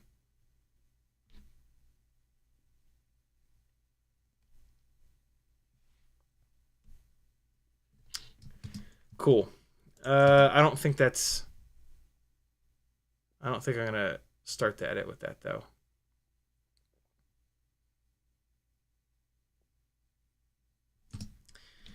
Wow, I got a whole bunch here. Okay. Let's come back here. Oh, there it is. I got it. Yeah, that's how we're going to start this edit. I remember now. I specifically flew this. I specifically flew up to that wall a couple times, and then, yeah, and then I'll jump it. So that'll be. So this is going to be half speed because it's 60 frames. And then when I drop down with that real aggressive thing, I'll throw an edit in. A little bit of wobbling. Look at it wobbling around a little bit. I don't know if you guys will be able to see it through the stream, but it's bouncing around just a little bit, just a touch. And then quap. All right. So yeah, there's the beginning of the edit. That's a nice one. I wonder if the clips that I had picked before here. Let's zoom into this. I wonder if these will work next to that. Let's see. So I want to delete this, and I'm going to delete that as well. And then I'm just going to take that off there. Okay, so let's see. What if I put these fellas after this? Does that work? This is just total. If this works, it's just total dumb luck. Swap. Not really. Now it needs to be something where it's rotating to the left, basically. Yep. Or at least something down low. And I also do need to pull that end. See how it kind of slows down? I go fast and then it sort of slows down. I got to get that little slow down bit out of there. So fast. And so like what I'm looking for is the gap in between the frames, right? Like the car moves a lot in between these frames. It still moves a lot, still moves a lot, still moves a lot. Now it's starting to move less. And you'll also see the motion blur kind of decrease. Yeah, so like right there. That's pretty much where the end of the fast motion, I guess you could say. But these two guys don't work there. What do I have that's rotating left? Not that. Ooh, that might be it. Check this out. Whop! That's pretty slick. Hold on. Let's see that in context. Oh, and that black car is even right there. Yoink. And of course that'll sync up with the music. And I might chop that even shorter. That's kind of cool. Yoink. Oh, and then I transferred over to these guys. Look at me. Look at past me doing stuff. That ain't terrible. I'm that's all right. There's probably something even better somewhere in here, but that's pretty decent right there.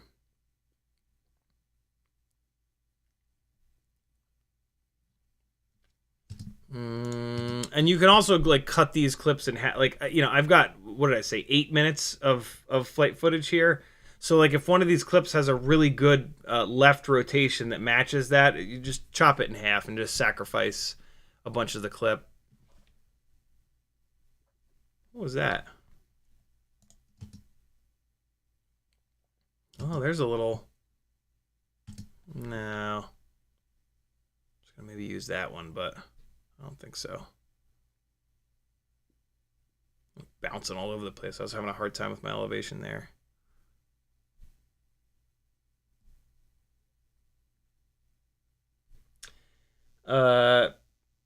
Benny Blow says a red flashing blue solid red. No, all these idiots use different colors. I wish they all. Usually it's blue. Usually the blue LED is for ELRS, but for example, HD0 on the AIO5 uses green. So yeah, you got to look up your specific AIO and see if you can find one of those drawings that say what all the pads are. They'll usually tell you which LED is for ELRS, and then you'll know which one that is. I mean, if the... Oh, that's right. I remember that. That's really... Oh, that is so fucking hot. Yo!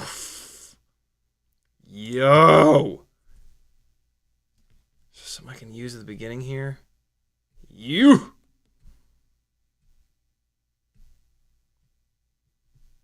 Nah, it won't work at the beginning. That's gonna be in there somewhere though.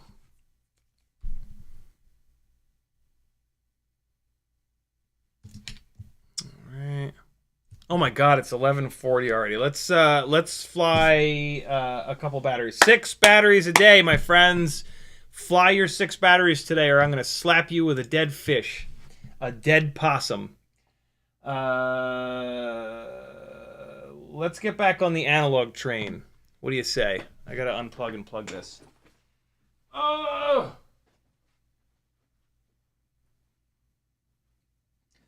This computer chair hurts my hips like a motherfucker. I think it's because it's so old, and like I'm basically sitting on a flat piece of plastic. Like the cushioning on the bottom is just gone. Like when I sit down, I'm just sitting on plastic.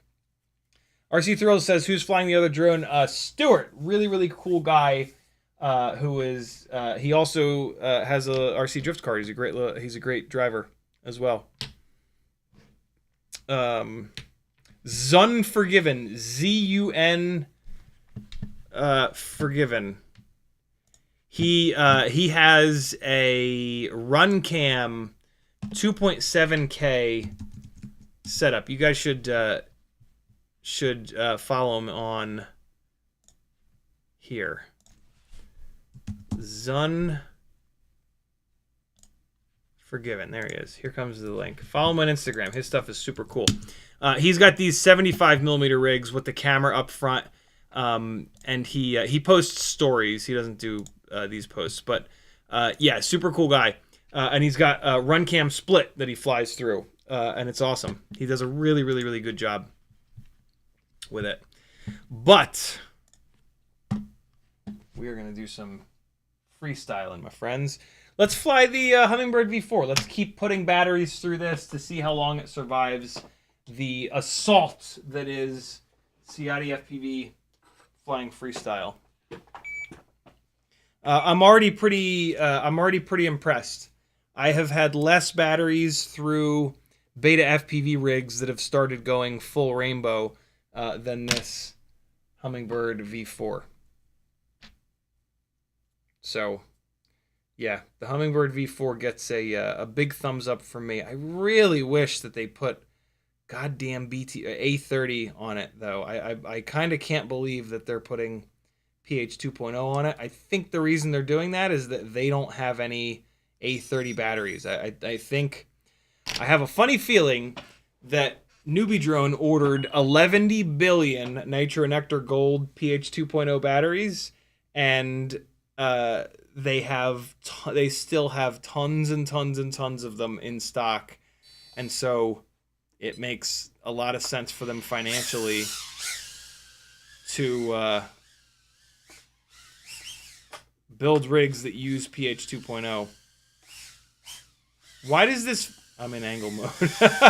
I was like, yo, this feels awful right now. Jesus Christ, this thing blasts. Hold on, my God. I've been flying those Walksnail rigs all slow and carefully. Okay, easy, everyone. Let's go harass Teddy. Oh, blocked! The Micro V just went into the ducts. Hold on. I need to put a little dab of E6000 on the back of this, ultra short Micro V to make sure it never goes into the propellers. That's actually the first time it's happened, though. I'm kind of surprised.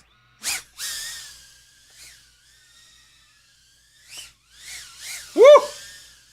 Boy. Oh my God! It almost feels like the rates are a little bit lower on here.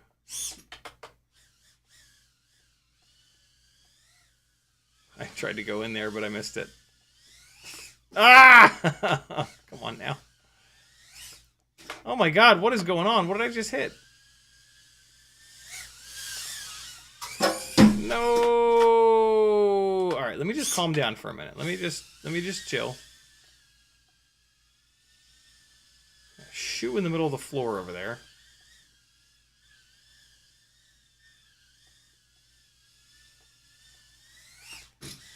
Ugh! The antenna did it again. Come on now. Chill out, antenna. Stay out of those props. Maybe I didn't... maybe I haven't flown this much since I swapped this antenna over. I think that might be the deal here. Let's just see. If it keeps happening, we'll just fly one of the other rigs. No big deal.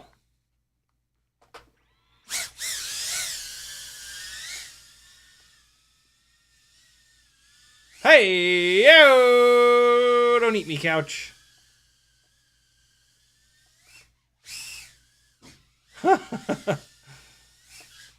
This thing's all fakakta because I was going in and out. Well, God, okay, we're good. Oh, I got a little anticipatory. Oh, I was hoping to get the coffee table power loop on the first try. I had an anticipatory erection. Anybody, any league, the league fans will know that quote. 2 minutes and 23 seconds of fun. This thing rips, my God. This Bri-Brain mount is 25 degrees up tilt, which is the lowest up tilt version of it for the B-Brain camera. This is a hell of a little setup, man. For $80 with a quick BT 2.0 swap and a 3D printed camera mount.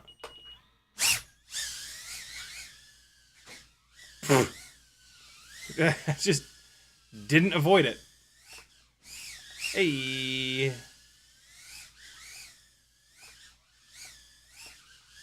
Let's just do the same thing. You know, oh, okay. Is that monitor all right? Yeah, it's fine. Hey.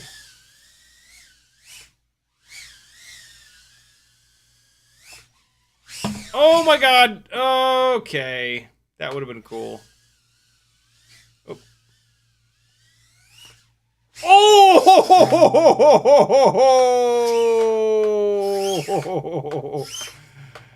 Okay. You can just be cool. Just be cool. Don't make me stand up. I don't want to stand up. Yeah, this ultra short ORT micro V is not the antenna for this rig. It's exactly long / short enough where it just doop right over in between the prop and the duct. The regular ORT micro V would be a better choice for this, and I think that's what I had on it previously, and it was totally fine. Eesh, boo.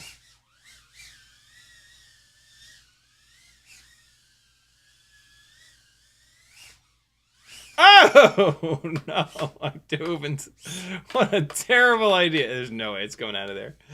I dove into the wiry abyss. Shit. I don't know why I thought I'd be able to do something with that.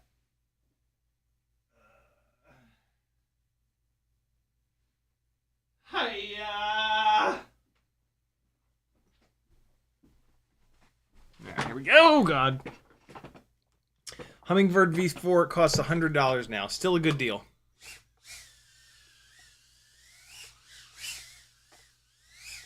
Ooh! What did I hit? What even was that? Oh, stop it with the antenna again.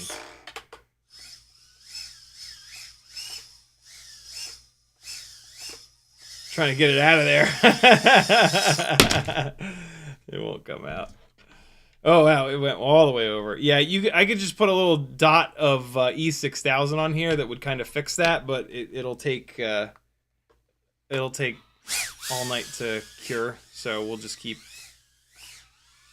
fixing it. Hey, yep. Oh, cutting that tight. Hey, hey. Ooh, laying that fucking power loop out. Come on, dude. Okay. I've had just about enough of this antenna getting hung up in the fucking ducts. Let's do this. Let's do this. I've been meaning to test out these ultralight flywoo antennas. Let me see if I can sneak one of them. Oh, shitting hell. Did I really E6000 the plug down? I did. I E6000 the plug itself down. Hold on. Let me see if I can pop this off, and the E6000 will maybe come with it. Because this is definitely not the right antenna for this rig. Hey, there we go. And I got the E6000 off with it. Nope. It's stuck into the board. Come on off. Come on off, bro. Come out of there. Pulling it out. Come on. No. Damn you. All right, hold on one second. Hey, there we go. Got it. All right, so then we're just going to sneak this flywoo antenna in. So you just got to see it with the ORT Micro V. Now we're going to check it out with, although I'm just flying this in the basement, so I can't possibly imagine that there'll be any difference between these two, but you never know. Come on, get on there. There it is, and can I get my finger in there to push this down? Oh, farts. Hold on, let me do this down on the desk. Okay, fish this guy through, and there it is. Get on there. Get on there. I gotta do it with pliers. Listen for the click. Oh, fart. I thought I could do this quick. I'm gonna give up on this in a second. But let me at least try it like once more. You anus. How are these UFLs so hard to get on here sometimes? Oh! Cool. This is I don't even know if this item's been released, but it's a little whip antenna with a skinny little jib jab on it. WeBleed sent them to me and said that they're the lightest whip antennas available, and to test them. Here we go. We're testing one.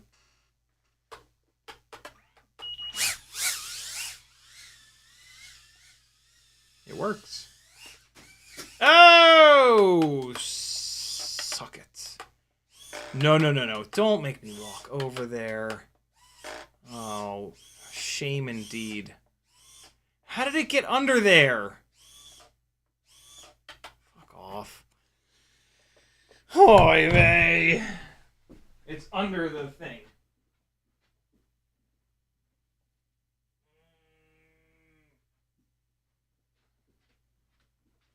It's under that thing. It was under that thing.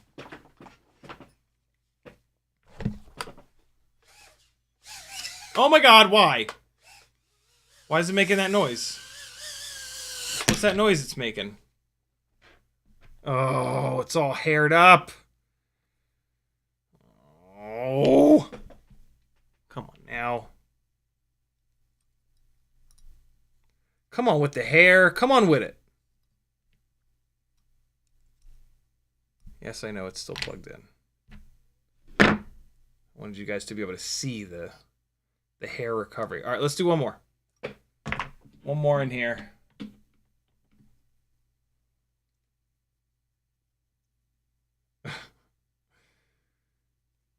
Found all my lost hair, eh? Did you guys notice any difference with the different antenna? No? All right, cool. Okay, here we go. Here we go. Yep, sounds better now. Hey! Oh, no! The Plinko has begun! No! No! No! Stop it! Thank you.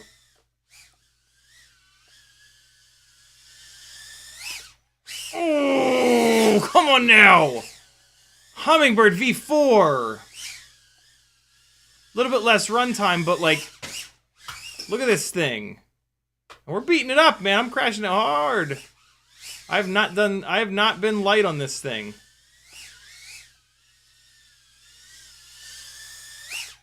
Oh, I thought I could get through there backwards. Let me try it again. Oh, so close. I think I cleared 2 or 3 of them. Oh my god, yo. There's a fucking bind and fly with like a different camera mount. And a different battery plug. Oh, that was pretty fucking cool. Okay. Oh, that was sick. No. Don't fall back. Don't. All right, just careful. Careful. Yes. Oh, hey. Let me in. Let me in there. I want to do my little dance on the catwalk. Let me in there. Let me in. Yeah. Thanks for letting me in. Up! Hey! Yeah. Not to be left out. The medium crash. 18 inches of... Oh, farts. You heard it here. 18 inches of farts. Oh, God. Oh, no. Oh! Oh, my God. Come on now. Just get right out of town. Hey!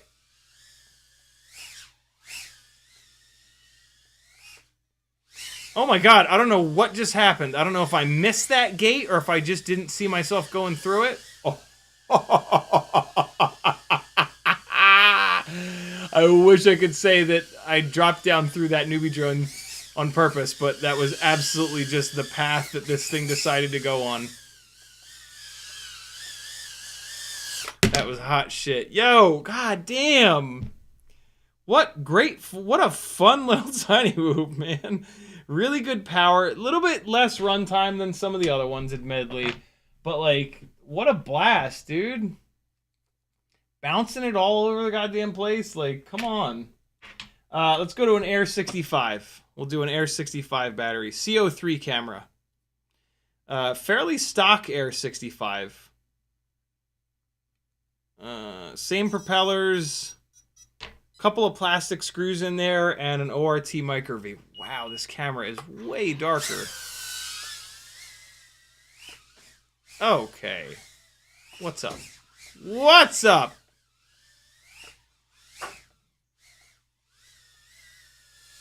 I don't think this camera looks as good. But what I could just be reacting to is the lack of contrast. Oh, I tried to do 3 in a row.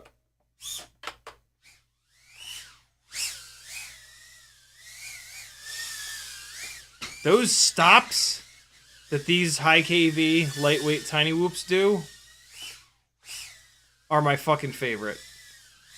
It's like, it's something that like nobody other than FPV people would even remotely care about or understand. But I love it. I love it so much. When you get like the throttle blip absolutely perfect and it just freezes in time for a split second.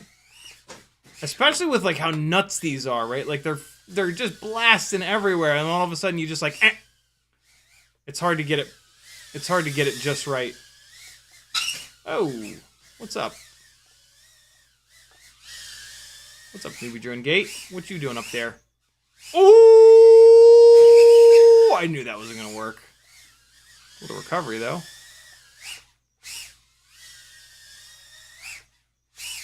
Oh my god, did that look fucking cool? Come on.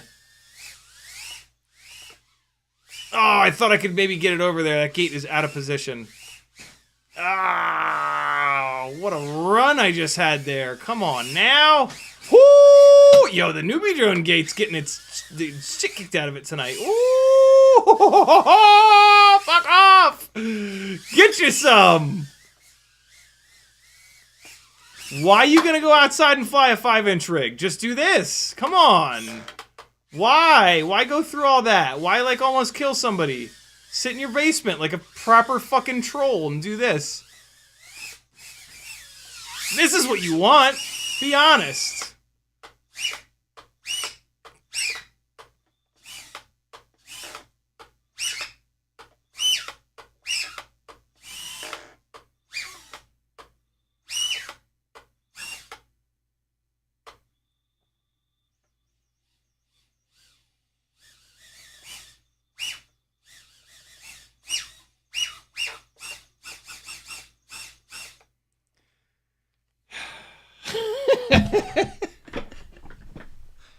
I was so sure I could get it out. Yeah, it's really jammed in between the two.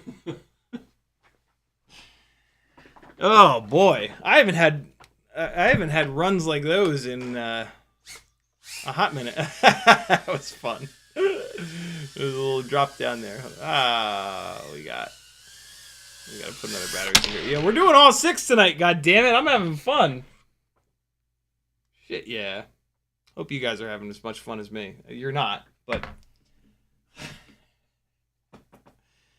Another Air 65 battery, and then the last battery we're going to fly on the Mob 6 2024. Get those battery wires out of there. Come on now. Get them down. Get down. Get in there. Battery wires. Yeah, it's fine. It's fine.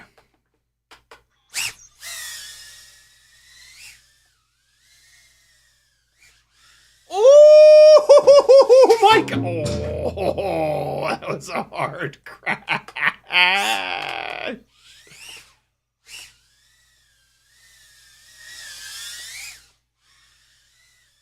Ooh, look at that prop wash coming out. Hold on, let me see if it.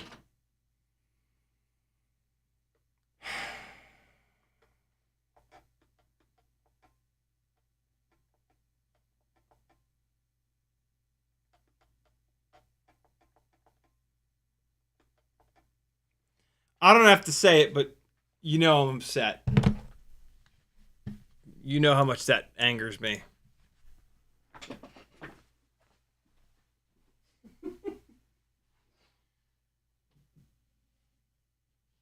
Oh, God, no. I can't even get my arm down there. What the hell? Hold on. I pushed this fucking shelf back against the wall really far in hopes that they wouldn't fall down back here anymore. Oh, shit. And now I can't even reach my hand down there to retrieve them when they do fall down. I don't know where it is. Hold on. Turn on the beeper.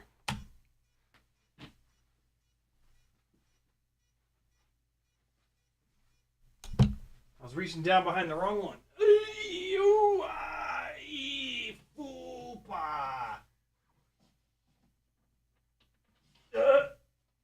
Oh no, you.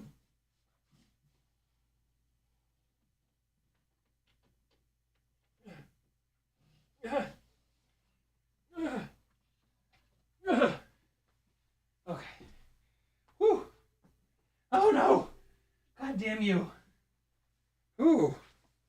My arm hurts from that. Okay. Okay. What's happening? Oh, it was in turtle mode. Yo! That was a wild little... No.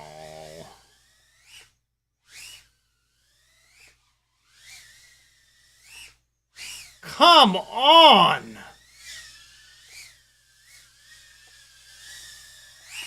Oh, I thought I could just kind of sneak that in there, you know. No, but whoa! I went through the back of it. That was kind of cool. Oh, get the hell out of here. Air 65. Okay, we're bouncing.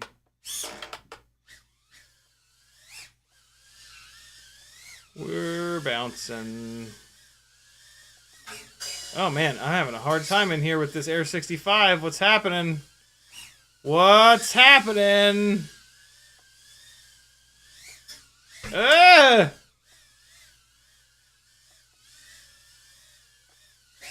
Stop it. Hey, yo. Okay. I tried to do a little dive down there. There it was. You can barely see that. It happened so quick. Do it again. A little dive. A little in and out the bottom. That's tough. Oh, man. It's cool when it exits down that little lane there, though, doesn't it? Oh. There we go. No big deal. Hey.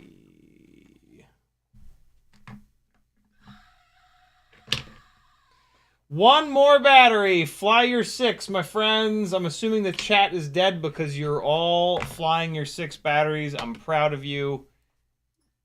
You paid attention. You what do the kids say? You paid attention to the assignment. You got the assignment? I don't know. Kids say things. I will see you guys in a week. A week and a little bit. Actually, Wednesday of next week, I will see you all. Fly your goddamn 6 batteries between now and then. Every day. Or else. Or else. Mobula 6 2024 on 11 billion kV motors. Holy shit! This is the FXT camera now. Oh my god. Jesus, these motors make power. Oh my goodness. Oh! I can't believe I didn't hit that fucking shelving unit there. Okay, now I'm just sliding sideways all over the bloody place.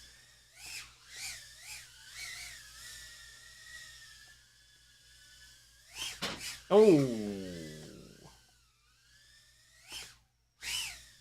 Gotcha, bitch.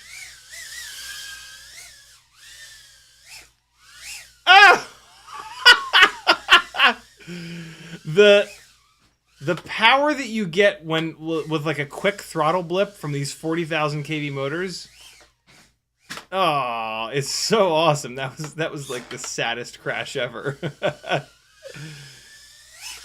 Oh my god. There we go. These 4 are really hard to power loop through. He says right before he just nails it. Oy.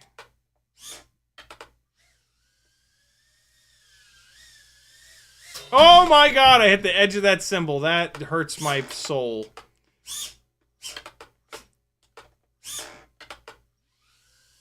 How am I gonna get out of here? Oh, that's how. Oh no! I hit the pole. Oh my god, that was embarrassing. I didn't realize I'd have that forward momentum. Nothing I could really do at that point. Ah! I tried to get through those 4 backwards. It looks really cool. Ah! The newbie drone gate got me. How dare you?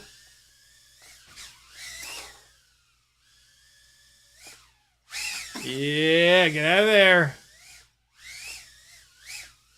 Hey. Oh my god, I almost hit myself. Oh god, almost did it again.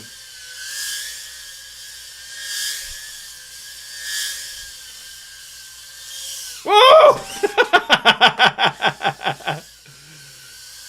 Oh my god.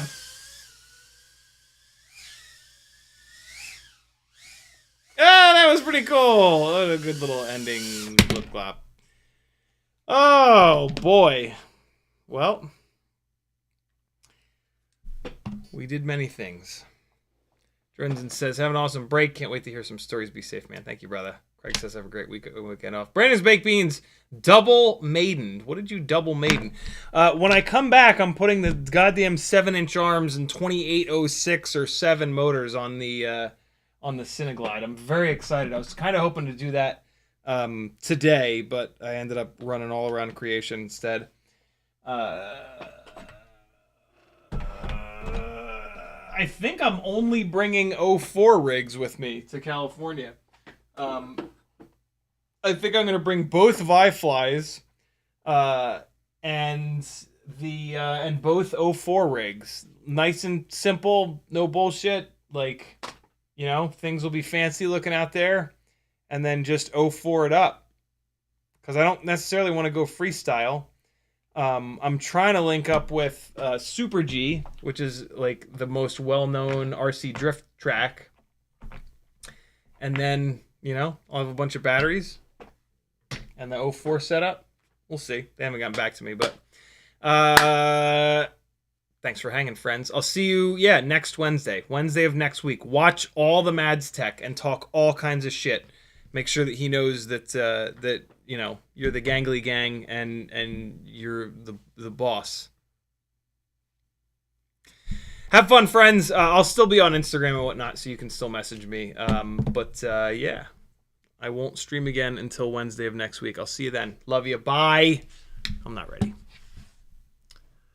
I'm not ready.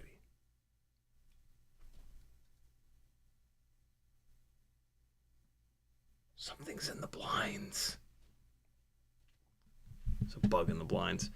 Here's the Grinderino on 3.5-inch props, 1804, 3500 kV motors on a 4S 850 mAh battery. 310 grams all up. Look at this thing boogie around the neighborhood. See you guys in a week. Be good. Love you. Bye.